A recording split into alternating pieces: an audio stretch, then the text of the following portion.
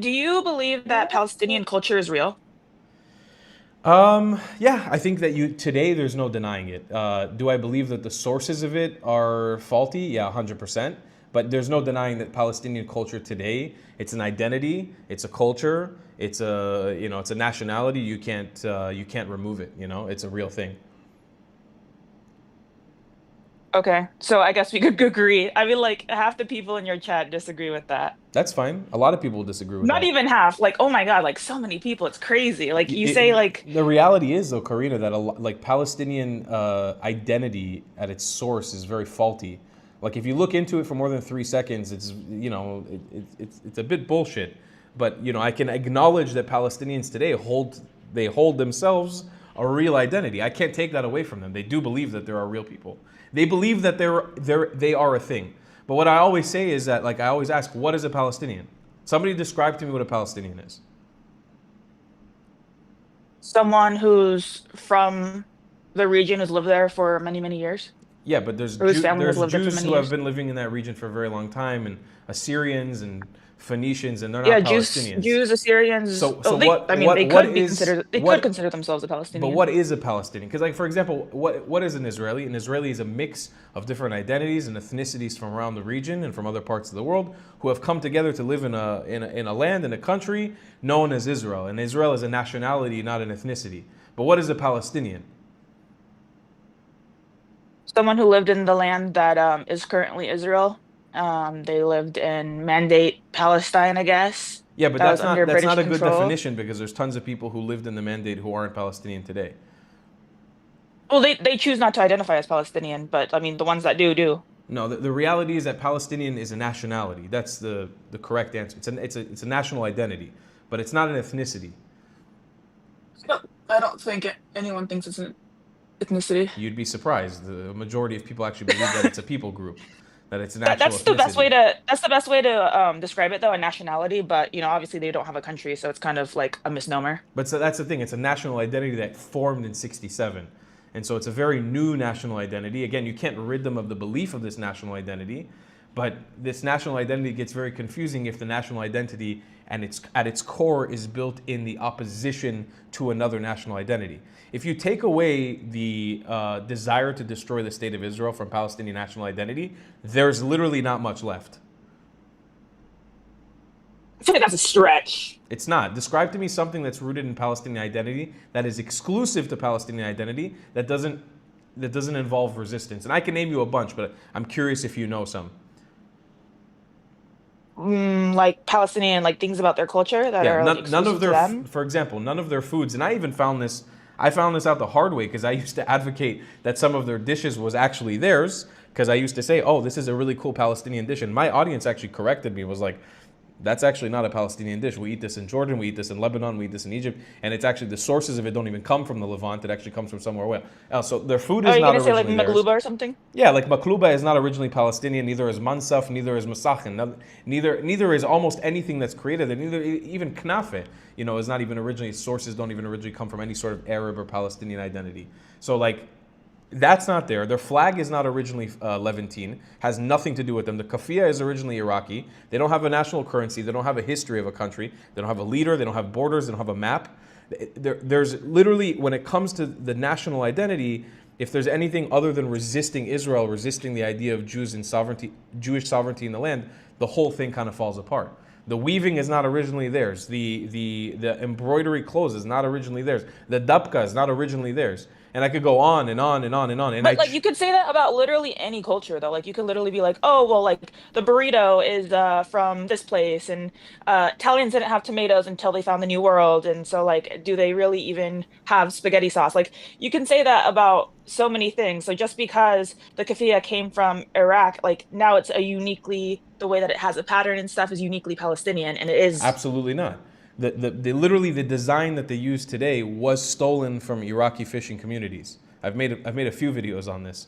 The kafia that they use today is still an original Iraqi kafia that came from Iraq.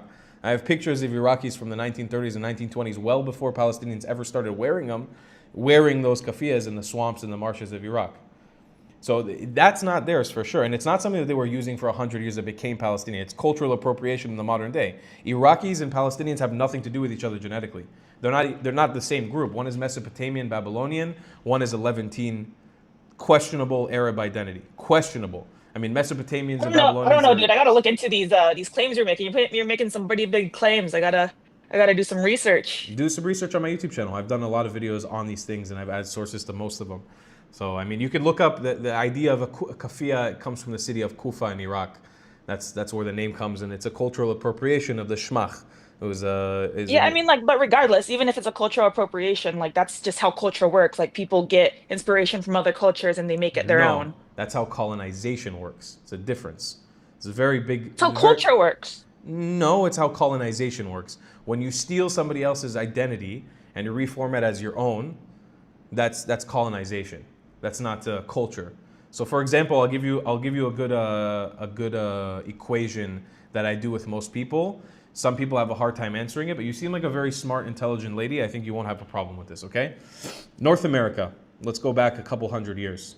Okay, everybody there was Native American groups, indigenous communities. They were polytheists. They had different religions. Nowadays, majority of people are Christians, and the majority of people speak English. It's obviously a generalization. There's a lot of diversity in North America, but that's the generalization. What is that a product of? Colonization. Beautiful, great. You got 1 out of 3 correct. Number 2, South America Damn. used to be full of Go indigenous for it. groups, Native Americans, a bunch of different. Spanish. Most people Next speak one. Spanish. Most people practice Catholicism. It's a result of. Oh, I forgot the word. Sorry. Come on, you can get it. Brain fart. My bad. Okay, where are you going with this? Go. Keep Where I'm going. going with this is look from Morocco, so South America colonized, Morocco till Iran. Okay, used to be full of diverse religions, beautiful cultures, different people groups, different civilizations. Now, everybody, a majority of people speak Arabic or at least use it as their font and practice one religion, Islam. That is a product of, The Islamic conquest. and the C word. What is it? I don't know. I feel like that's a bad word. I don't want to say it anymore. Colonization? You feel like that's a bad word? I'm joking. It's a joke. Okay. So, in essence, Palestinians, unfortunately, and most Arabs in the Arab world are colonized people. So, it's our duty for people who understand what they've been through, which is a lot of trauma and horrible things. We need to help them unlock, in my opinion, who they really are, their real identity. Okay?